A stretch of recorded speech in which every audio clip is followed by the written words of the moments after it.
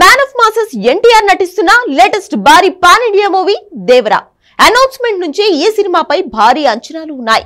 ఆచార్య వంటి ఫ్లాప్ తర్వాత కొరటాల శివ తెరకెక్కిస్తున్న భారీ యాక్షన్ డ్రామాగా దేవరా మూవీ రాబోతుంది. ఈ సినిమాలో ఎన్టీఆర్ కు జంటగా బాలీవుడ్ హీరోయిన్ జాన్వీ కపూర్ నటిస్తుంది. ఈ సినిమాతోనే జాన్వీ టాలీవుడ్ ఎంట్రీ ఇస్తోంది. పాన్ ఇండియా లెవెల్లో రూపొందుతున్న ఈ సినిమా 2 భాగాలుగా రానున్న సంగతి తెలిసిందే.